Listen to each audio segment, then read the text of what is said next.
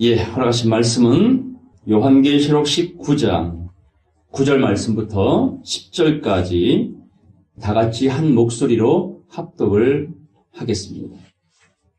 천사가 내게 말하기를 기록하라. 어린 양의 혼인잔치에 청함을 입은 자들이 복이 있도다 하고 또 내게 말하되 이것은 하나님의 참되신 말씀이라 하기로 내가 그 발 앞에 엎드려 경배하려 하니 그가 나더러 말하기를 나는 너와 및 예수의 증거를 받은 네 형제들과 같이 된 종이니 삼가 그리하지 말고 오직 하나님께 경배하라. 예수의 증거는 대언의 영이라 하더라. 아멘. 요한계시록 19장 9절 말씀부터 10절 말씀까지 합독을 하였습니다. 이 말씀을 통해서 혼인잔치의 청함을 입은 자들이라는 제목으로 은혜를 나누도록 하겠습니다. 율법은 장차오는 좋은 일의 그림자다 라는 말씀이 있습니다. 다시 말해서 아주 좋은 아파트를 분양하려고 계획을 합니다. 그런데 그 분양이 되기 전까지, 다시 말해 본 건물이 지어지기 전까지 사람들에게 이러한 집을 짓겠습니다라고 설계 도면대로 먼저 짓는 건물이 있죠. 뭐라 그래요? 모델하우스. 사람들이 모델하우스에 찾아가서 구조를 보고 면밀히 살펴본 뒤에 이 집이면 내가 살만하겠다 라고 선택을 하면 이제 분양권을 신청합니다. 오늘 하나님의 나라에 누가 들어갈 수 있겠느냐? 누가 영생을 할 수 있겠느냐? 하나님께서 그 하나님 나라에 대한 모델하우스를 우리에게 먼저 보여주셨습니다. 그것이 무엇이냐면 교회입니다. 교회라는 것을 통해서 하나님의 나라가 이렇게 지어지겠구나. 그것이 마음에 들면 그 아파트를, 분양권을 받으려고 애를 쓰겠죠. 유명한 지역에서는 어떻게 분양권을 받습니까? 판교라든지 분당이라든지 한때는 그 부동산 열기 때문에 밤이 맞도록 거기 줄 서서 그 분양권을 사려고 받아놓기만 하면 뭐가 얹혀져요? 프리미엄이. 가치가 급상승하거든.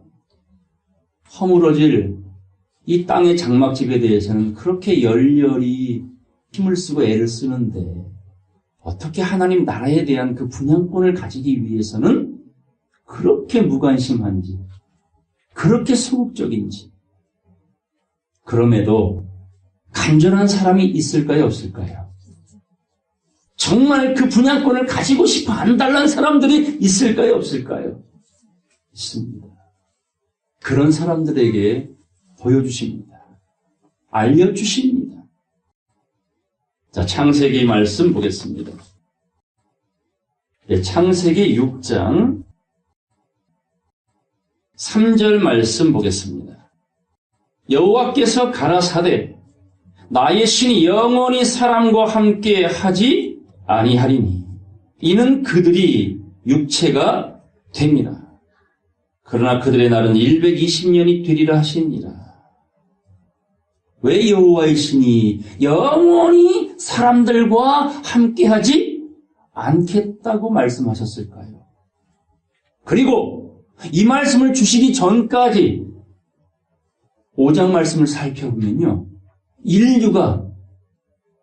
인생들이 살아가는 날수가 평균 900년이었어요. 근 1000년 가까이 인생들이 살 수가 있었던 시대였어요.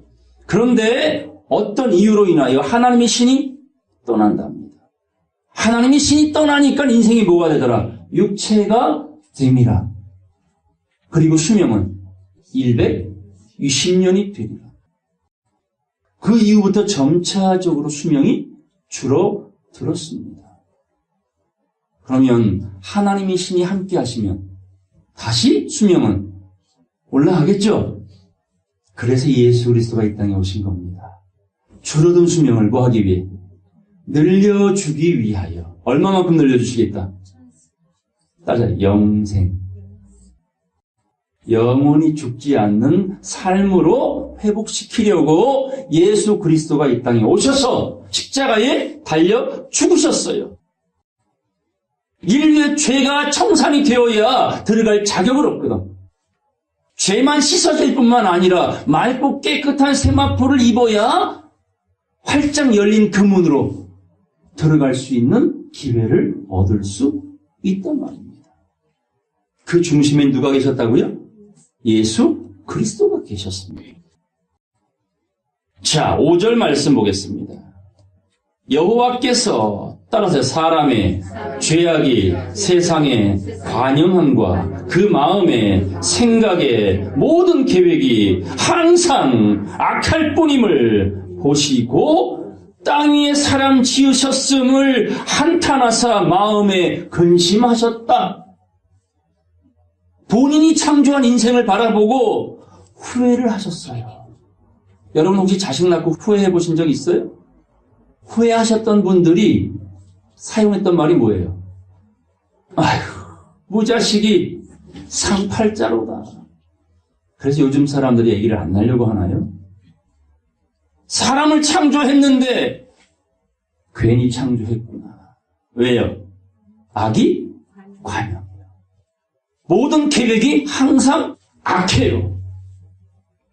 교수들이 학생들을 성폭행하고, 종교인들이 성도들을 성폭행하고, 정치인들이 성추행하고, 요즘은 뉴스만 틀면 듣기 싫은 말이 너무 많아. 군 뉴스가 없어요. 원래 없었어요. 앞으로도 없을 것입니다. 오직 굿뉴스, 오직 복음은 이 말씀밖에 없는 줄로 믿습니다. 그래서 이 말씀을 알려주신 거예요. 유일한 희망은, 유일한 삶의 생명의 대안은 진리밖에 없다고. 그래서 그 많은 핍박을 받았어도 예수 그리스도가 하신 말씀이 뭡니까?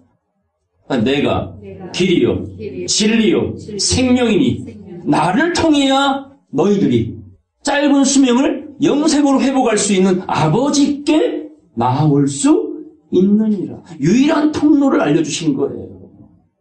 그런데 그 통로가 넓어요, 좁아요? 따라서 너희는 좁은 문으로 들어가기를 힘쓰라. 얼마나 들어가기가 힘든지 뭐라고 말씀했습니까? 마치 낙타가 바늘기로 들어가는 것보다 부자가 천국 들어가는 것이 더 어렵도다. 그때 제자들이 뭐라고 말합니까? 따져 누가 들어갈 수 있으리까? 사람은 할 수 없으나 하나님은 하실 수 있느니라.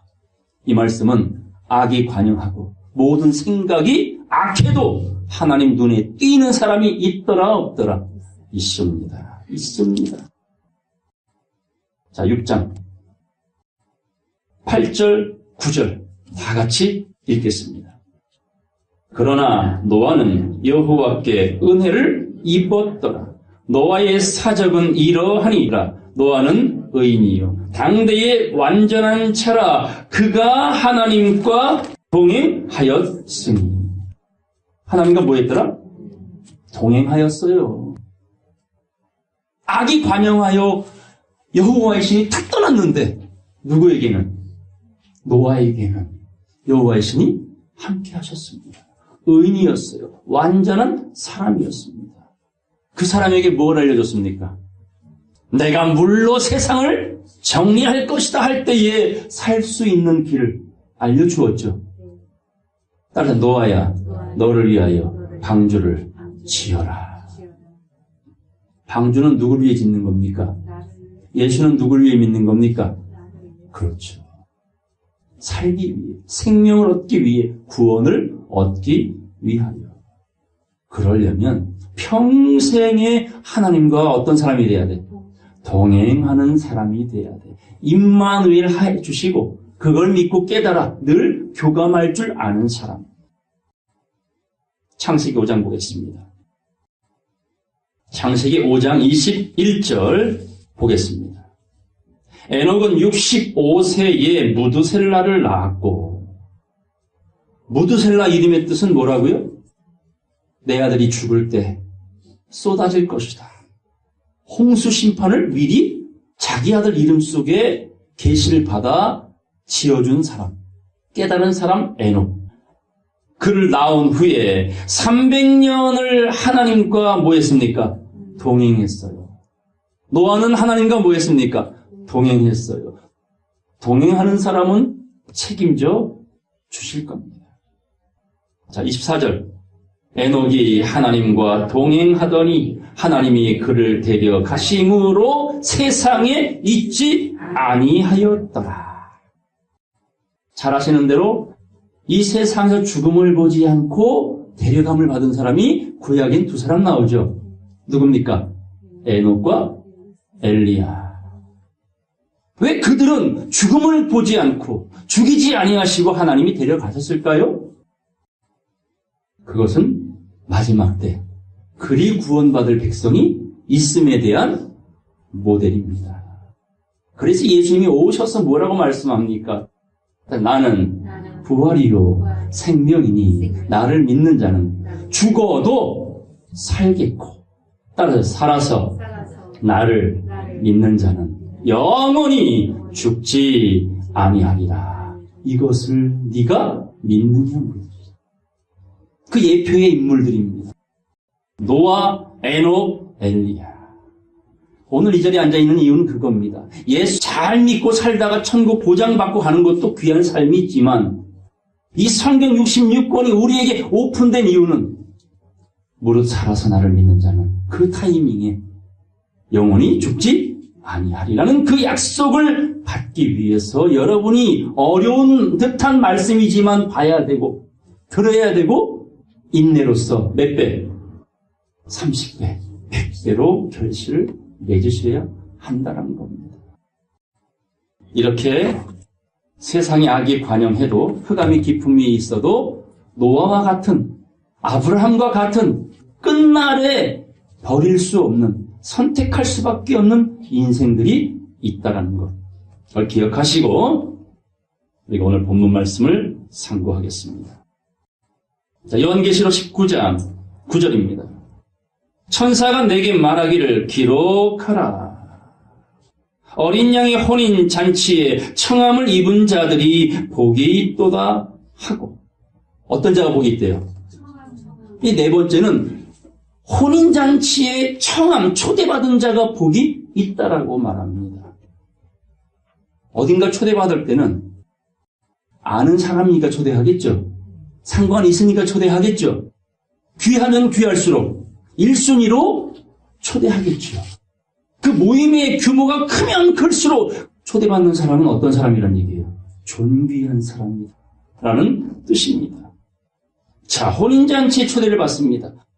우리가 혼인잔치 하면 떠오르는 이야기. 예수님께서 처음으로 기적을 행하신 곳이 가나 혼인잔치였어요.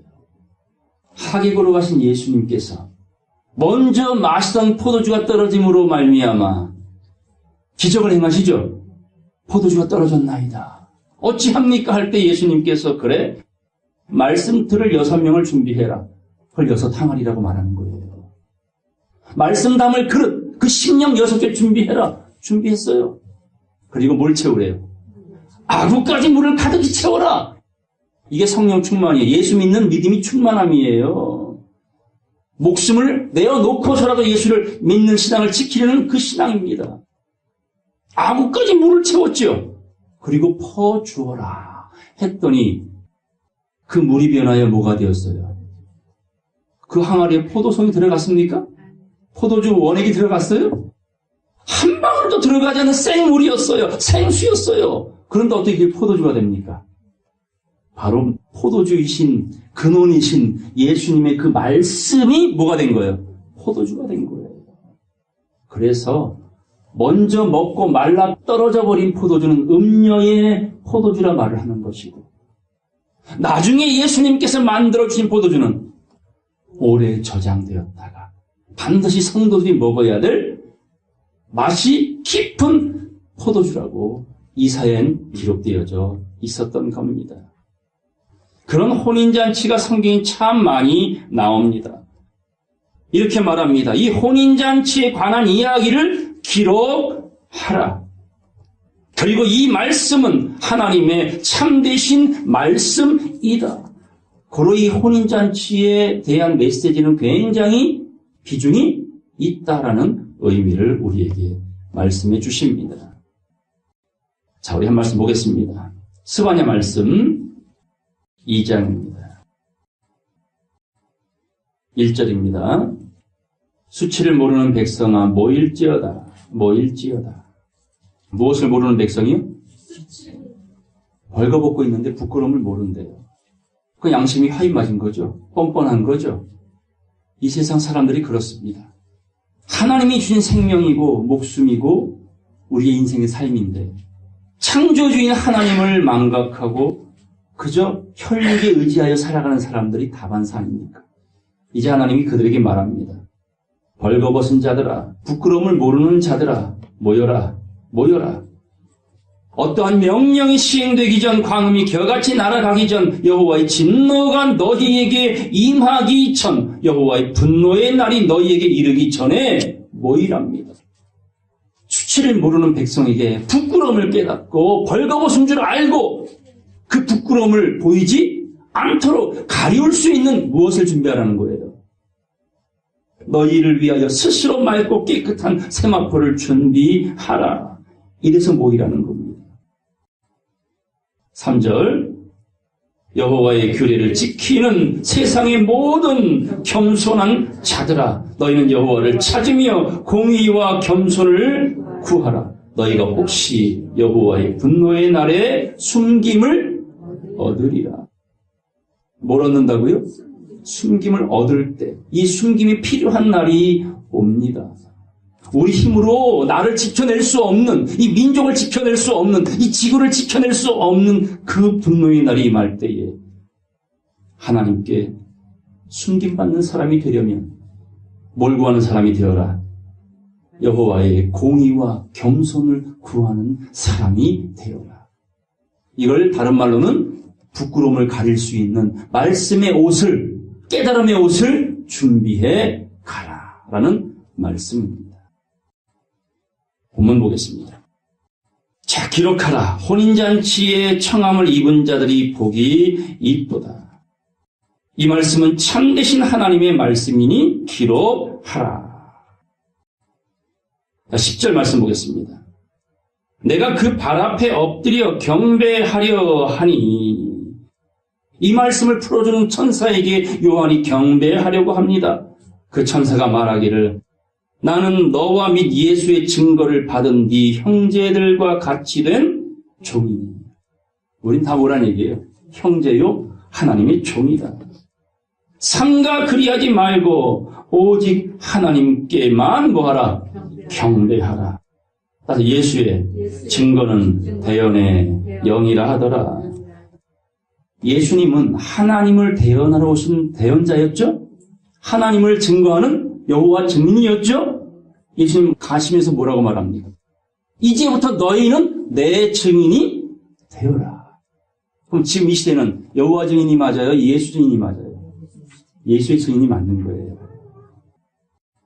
근데 여호와 증인은 누구만 증거해?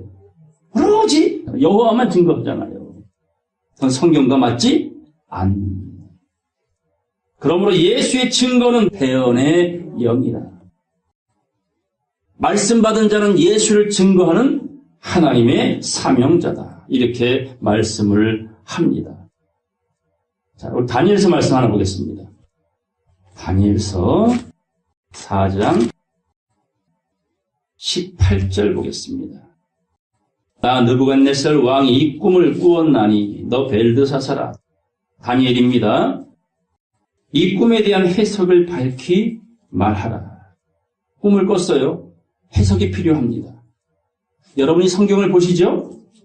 해석이 필요합니다. 가르쳐 주는 이들이 필요합니다.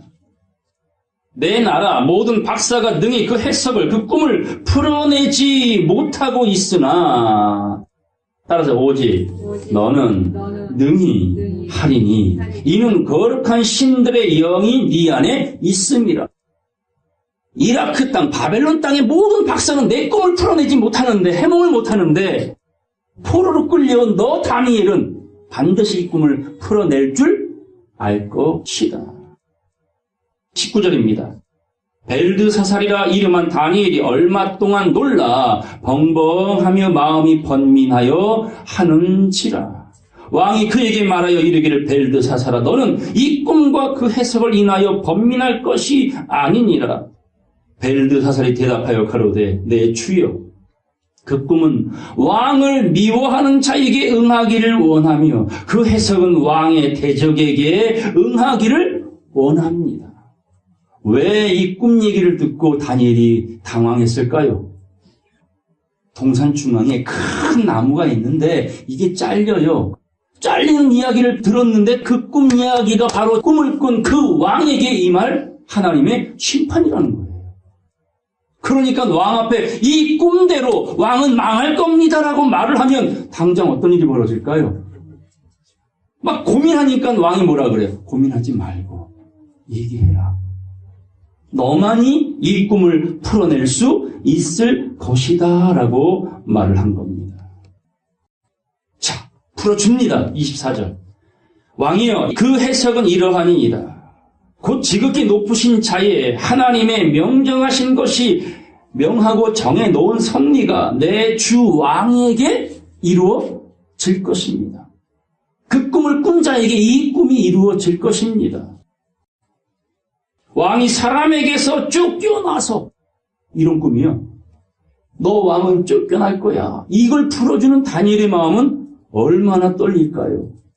그래도 해야 될 말이잖아요. 듣든지 아니 듣든지 어쨌든 해야 될 말입니다. 자, 왕은 쫓겨날 것입니다. 들짐승과 함께 거하며 소처럼 풀을 먹으며 하늘 이슬에 젖을 것이 이와 같이 7대를 지날 것이라. 그때 지극히 높으신 자가 인간 나라를 다스리시며 자기의 뜻대로 그 세상 나라를 누구에게든지 주시는 줄을 아시리이다.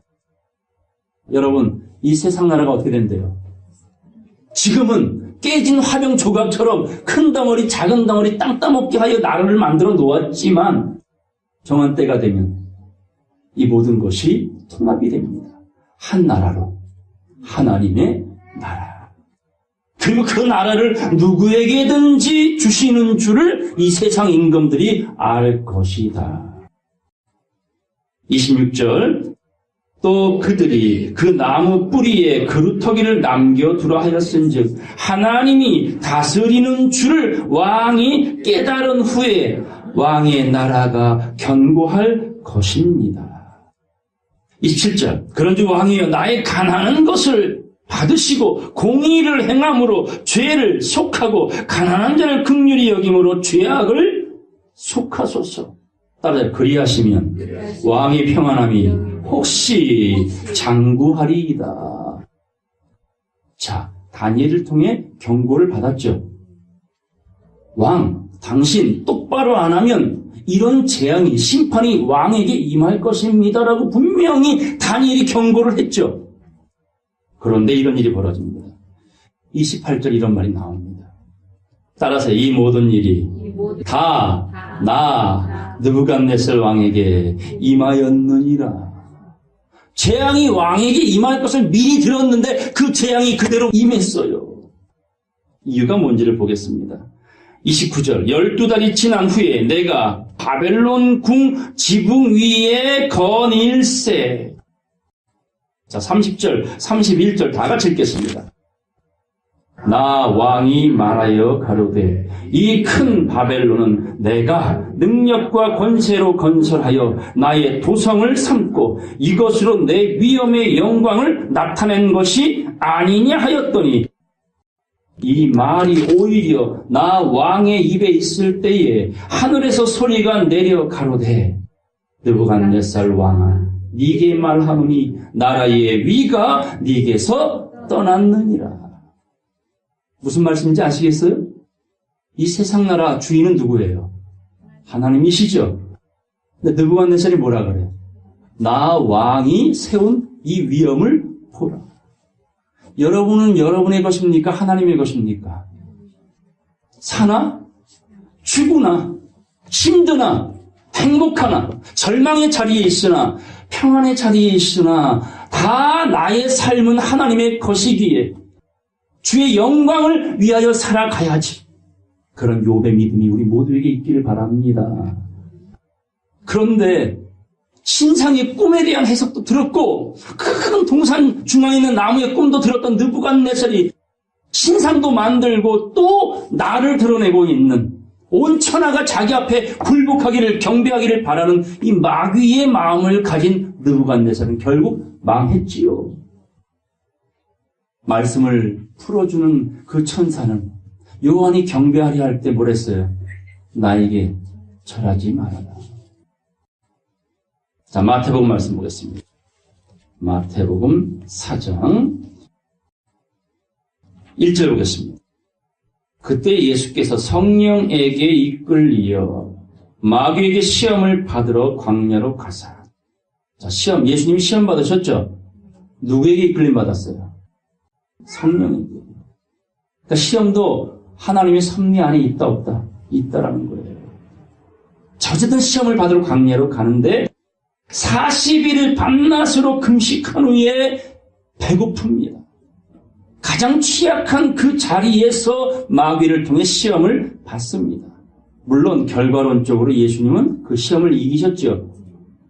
몇 가지 시험이었습니까? 3가지 시험. 그 중에 마지막 3번째 시험을 살펴보겠습니다. 8절 보겠습니다. 마귀가 또 예수를 데리고 지극히 높은 산으로 가서 천하 만국과 그 영광을 보여 가로되. 따라서 만일 내게 엎드려 경배하면 이 모든 것을 네게 주리라. 여러분, 이 세상에서 권력 갖는 건 세상 사람들이 바라볼 땐 영화로운 거죠. 가문의 영광이지요. 그런데 하나님 입장에서는 그게 재앙일 수 있어요. 높이 높이 올라갈수록 하나님 편에서는 그게 재앙일 수가 있어요. 가장 밑바닥에, 가장 낮은 자리에, 가장 약한 자리에 늘 우리의 마음이 머물러 있어야 누가 높아지더라? 하나님이 높아지더라. 그게 섭리입니다. 마귀는 말합니다. 내게 절하면 이 천하 만국의 영광을 다 주리라. 자, 10절 다 같이 읽겠습니다. 이에 예수께서 말씀하시되 사단아 물러가라. 기록되었으되 주 너의 하나님께 경배하고 다만 그를 섬기라 하였느니라. 오직 하나님만 1순위가 되어지셔야 돼요. 그런데 우리 삶은 어떻습니까? 여러분에게 익숙한 것들이 항상 앞서 있죠. 먹는 거, 마시는 거, 입는 거, 모든 삶의 행위 속에 1순위는 하나님이 아닙니다. 밀려나 계십니다. 그때 마귀가 말하죠. 옳지, 잘하고 있구나. 네가 내가 원하는 대로 내 마음에, 내 뜻에 굴복해주고 있구나. 그게 마귀의 시험입니다. 이럴 때 우리가 해야 될 말씀 4절 다 같이 읽겠습니다. 예수께서 대답하여 가라사대 기록되었으되 사람이 떡으로만 살 것이 아니요 하나님의 입으로 나오는 모든 말씀으로 살 것이다. 그게 예수의 증거는 뭐라고요? 대언의 영. 예수 믿는 사람들 입에는 늘상 그 말씀이 살아서 역사를 해야만 남도 살리고 내가 살 수 있다라는 겁니다. 그런 자가 혼인잔치에 초대를 받습니다. 주님 보실 때에 노아처럼 아브라함처럼 귀한 자이기 때문에 초대를 해 주십니다. 이사야 말씀 보겠습니다. 이사야 54장 5절 보겠습니다. 이는 너를 지으신 자는 따라서 네 남편이시라. 자, 우리를 창조하신 하나님이 뭐래요? 남편. 그분이 나의 남편이 되려면 혼인잔치의 주인공이 되셔야 되겠죠? 때가 되면 내 모든 것을 너에게, 그리고 내 것은 네 거고 네 거는? 네 거는 내 거고 내 거는? 그게 인생의 마음이에요. 보십시오. 끊임없이 하나님께 다고다고 하잖아요. 내 건 내 거고 네 거도 내 거라는 신고지요. 그 이름은 만군의 여호와시며 네 구속자는 이스라엘의 거룩한 자시라. 온 세상의 하나님이라 칭함을 받을 것이라. 온 세상의 하나님, 그분이 우리의 남편이라고 말하잖아요. 남편이라고. 여호와께서 너를 부르시되 마치 버림을 입어 마음에 근심하는 아내, 곧 소시 어릴 적에 아내 되었다가 버림을 입은 자에게 함같이 하실 것이니라. 네 하나님의 말씀이니라. 자, 7절 8절 다 같이 읽겠어요. 내가 잠시 너를 버렸으나 큰 긍휼로 너를 모을 것이요 내가 넘치는 진노로 내 얼굴을 네게서 잠시 가리웠으나 영원한 자비로 너를 긍휼히 여기리라. 네 구속자 여호와의 말이니라. 우리의 뭐라고요? 남편 잊지 마시고요. 호세 말씀 보겠습니다. 2장 16절 17절까지 다 같이 읽겠습니다. 여호와께서 이르시되 그 날에 네가 나를 내 남편이라 일컫고 다시는 내 바알이라 일컫지 아니하리라. 내가 바알들의 이름을 저의 입에서 제하여 다시는 그 이름을 기억하여 일컬음이 없게 하리라. 우리가 믿음 생활하면서 바알 하신 적 있습니까? 없습니까? 없잖아요. 바알의 이름으로 기도하셨습니까? 바알의 이름을 전도하셨습니까? 아니잖아요. 그런데 우리 믿음 생활 속에서 끊임없이 하나님은 뭐라 그래요? 너희들이 나를 바알님 그렇게 불렀대요. 원래는 하나님이 남편이신데 하나님 남편을 바알님 그랬다니까요. 무슨 뜻입니까? 우리 영원한 구속자인 하나님을 주여 주시옵소서 하면 맨날 그건 들어주는 해결사 노릇만 하는 하나님으로 전락시킨 것, 이걸 바알 신앙이라 말하는 거예요. 바알과 아세라 선지자들 다 어디서 죽었어요? 갈멜산에서. 그 남아있는 잔당들은 누가 죽였어요? 예후와 레갑의 조상 요나답이 쳐 죽여버렸잖아요. 다시는 너희 입에서 하나님을, 여러분 문제 해결해주는 해결사로 믿지 말고, 비록 가난할지라도 능력이 없을지라도 당신은 나의 남편이시라는 이 믿음, 그 고백을 다니엘의 세 친구가 했잖아요.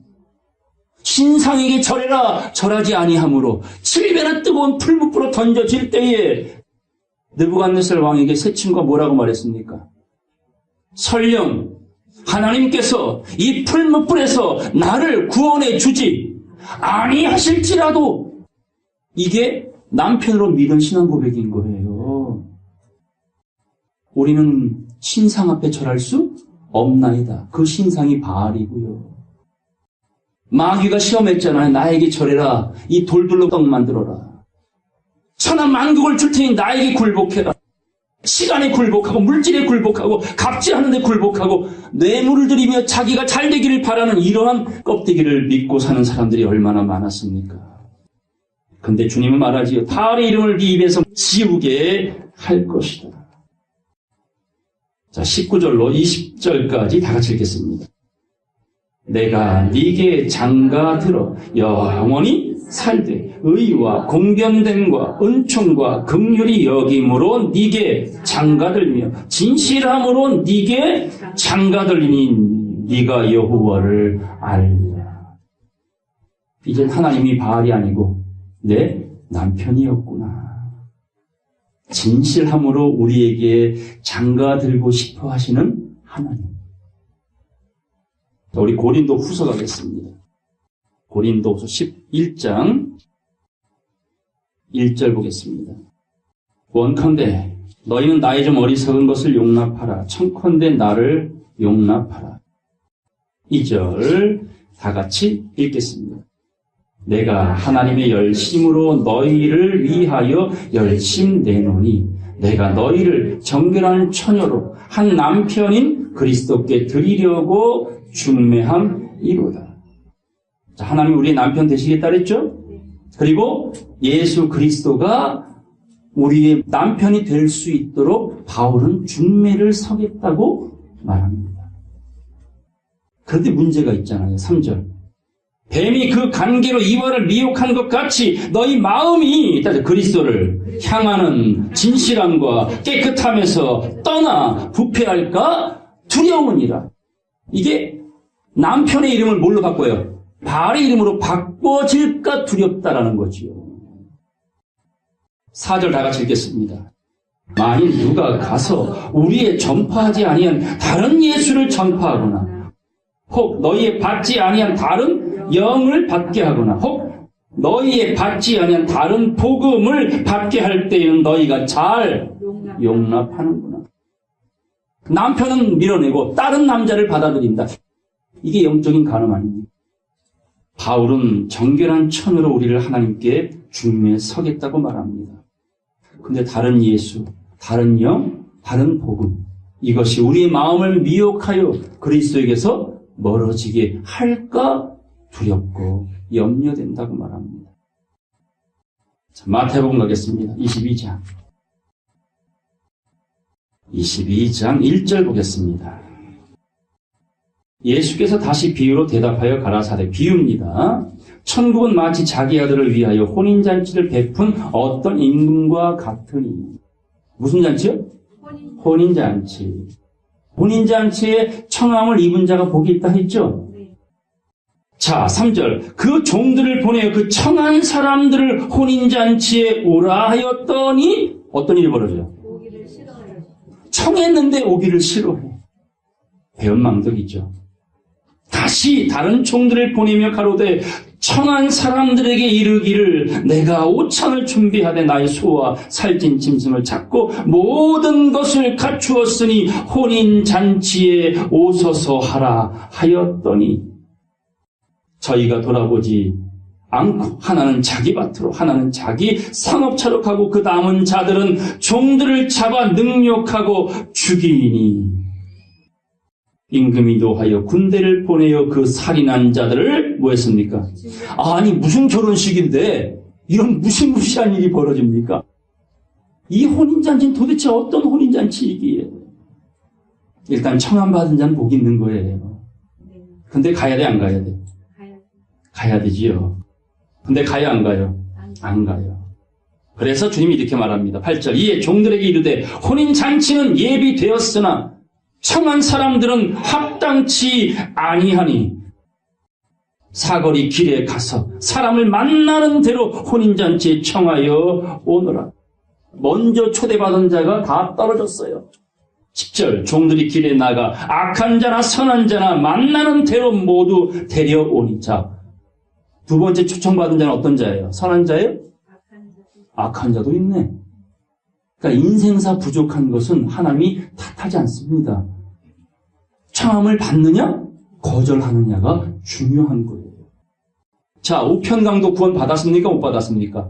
구원 받았지요. 약속 받았지요. 강도인데 받았다니까. 뭐 하면? 말씀을 깨달으면. 보겠습니다. 혼인 자리에 손이 가득한지라. 자, 11절로 14절까지 다 같이 읽겠습니다. 임금이 손을 보러 들어올세 거기서 예복을 입지 않은 한 사람을 보고 가로되 친구여 어찌하여 예복을 입지 않고 여기 들어왔느냐. 저가 유구 무언이오늘. 임금이 사환들에게 말하되 그 수족을 결박하여 바깥 어두움에 내어 던지라. 거기서 슬피 울며 이를 갈미 있으리라 하니라. 청함을 받은 자는 많되 택함을 입은 자는 적으니라. 청함 받은 것도 복이잖아요. 근데 청함 받은 자는 반드시 뭘 입어야 돼? 예복. 청함을 받아서 그 자리에 왔는데 친구여 어찌하여 예복을 입지 아니했느냐라는 말은 초대할 때에 이미 예복을 입으라고 준비하라고 알려줬던 거예요. 강도나 선한 자나 악한 자나 초대받은 모든 자는 다 예복을 입고 있었고 이 단 한 사람만 뭘 못 입었어요. 예복을 입지 않았기 때문에. 그는 쫓겨났습니다. 따라하세요. 청함 받은 자는 많되 택함을 입은 자는 적으니라. 계시록 19장 가겠습니다. 6절 말씀 보겠습니다. 또 내가 들은 이 허다한 무리의 음성도 같고 많은 물소리도 같고 큰 뇌성도 같아서 가로되 할렐루야 주 우리 하나님과 전능하신 이가 통치하시도다. 여러분, 이 세상 나라는 결론 누가 통치하실 겁니까? 하나님이. 그 자리에 우리 함께 있길 바랍니다. 함께 있기를 바랍니다. 우리가 즐거워하고 크게 기뻐하여 그에게 영광을 돌리세. 어린 양의 혼인 기약이 이르렀고 따라서 그 아내가 예비하였으니 친구여 어찌하여 예복을 입지 않았느냐. 이 말은 예비하라 할 때 예비하지 못했다. 방주치라 할 때 방주치지 못했다. 저 소알선까지 가라 할 때 소알선까지 가야지 못 가면 죽는 거지. 8절 그에게 허락하사 빛나고 깨끗한 세마포를 입게 하셨은즉 이 세마포는 성도들의 옳은 행실이로다. 뭘 준비하라고요? 세마포, 예복, 별다른 옷은 성도들의 무슨 행실? 옳은 행실. 어떤 게 옳은 행실이에요? 옳지 않은 행동은 뭐예요? 여러분, 사람의 기준으로 생각하면 안 돼요. 하나님의 기준에서 보았을 때에 70번씩 7번 용서하는 죄 말고 단 한 번으로 용서할 수 없는 죄가 있잖아요. 성령 거역과 성령 회방. 너 거역하는 것도 내가 못마땅한데 네가 누군가를 회방하고 있더라. 이건 용서할 수 없는 죄라는 겁니다. 이것이 옳지 않은 행동이잖아요. 자꾸 사람의 기준을 가지고 옳음과 그름을 판단하면 안 돼. 그건 세상 법이 말할 이야기고 하나님의 말씀에 비추어 옳음과 그름은 다른 거예요. 자, 예레미야 2장 12절 보겠습니다. 너 하늘아 이 일을 인하여 놀랄지어다 심히 떨지어다 두려워할지어다. 여호와의 말이니라. 하나님 말씀을 두려워하래요. 떨래요. 놀라래요. 자, 13절 다 같이 읽겠습니다. 내 백성이 두 가지 악을 행하였나니 곧 생수의 근원되는 하나님을 버린 것과 스스로 웅덩이를 판 것인데 그것은 물을 저축하지 못할 터진 웅덩이라는 거예요. 너희는 묵시의 말씀을 마음에 새기고 달려가면서도 읽을 수 있도록 하라 했는데도 아구까지 물이 채워지기는커녕 들은 말씀 다 새나가잖아요. 누수가 되잖아요. 빈 껍데기. 읽지 못하는 쭉정이 같은 사람들. 이게 악이랍니다. 악이라고 말을 합니다. 17절 보겠습니다. 네 하나님 여호와가 너를 길로 인도할 때에 네가 나를 떠남으로 이것을 스스로 자취함이 아니냐. 남 탓하지 말아라. 네가 시홀의 물을 마시려고 애굽길에 있으면 어찌미냐. 애굽은 어딥니까? 기복과 신비가 있는 은혜가 있는 척하는 교회들 속에 증거되는 말씀 그 물을 마시려고 애굽에 있으면 어찌미며 또 그 하수를 마시려고 아수르 길에 있으면 어찌미냐. 아수르는 어딥니까? 교주가 있는 말씀이 있는 것 같으나 교주가 머물러 있는 그 우상의 땅에 있으면 어찌미뇨. 19절 다 같이 읽겠습니다. 네 악이 너를 징계하겠고 네 패역이 너를 책할 것이다. 그런즉 네 하나님 여호와를 버림과 네 속에 나를 경외함이 없는 것이 악이요 고통인 줄 알라. 주만군의 여호와의 말이니라. 맑고 깨끗한 세마포 어린 양의 신부가 준비해야 될 그 세마포는 옳은 행실. 하나님을 버리지 말라는 거예요. 그리고 주시는 생수를 어디까지 채우라고? 아구까지 채우라는 거예요. 그게 옳은 행실이에요. 마르다처럼 충성 봉사하며 예수님께 책망받는 게 아니고 마리아처럼 탁받치고 뭘 듣는 사람. 말씀 들어야 돼. 3년 짧아요. 예수님 그 3년 동안에 어찌하든지 말씀을 전하려고 먹여주셨죠. 입혀주셨죠. 병 고쳐 주셨잖아요. 뭐 하려고? 기적 행하려고가 아니라 진리를 깨닫게 하시려고 3년 동안 쉬지 않고 일하셨어요. 여러분 시간 많아요? 남아 돌아요? 우리의 종말은 한 치 앞을 내다볼 수 없잖아요. 세월을 아끼라 주의 뜻이 무엇인지 제발 이해하라. 이게 맑고 깨끗한 세마포입니다. 마지막 말씀 보고 마치겠습니다. 누가복음 12장입니다. 31절로 32절까지 다 같이 청함을 입은 자 아니라 택함을 입은 자, 복 중에 복을 받은 사람, 그 사람들은 이런 사람이다 라고 예수님이 말씀하십니다. 자, 누가복음 12장 31절로 32절까지 다 같이 읽겠습니다. 오직 너희는 그의 나라를 구하라. 그리하면 이런 것을 너희에게 더 하시리라. 적은 무리여 무서워 말라. 너희 아버지께서 그 나라를 너희에게 주시기를 기뻐하시느니라. 아멘. 하나님의 신부가 되면 그 나라는 누구 거예요? 여러분의 것이 되겠죠? 적은 무리여, 어린 양의 신부된 자들이여, 그 나라를 우리에게 주시기를 원하신답니다. 날마다 말씀의 생수를 차곡차곡 여러분 믿음의 항아리에 채우셔서 말씀이 이루어질 때는 많은 사람들에게 생명의 포도주를 나눠주게 되는 그런 복의 근원들 다 되시기를 주의 이름으로 간절히 축원합니다. 말씀 마치겠습니다.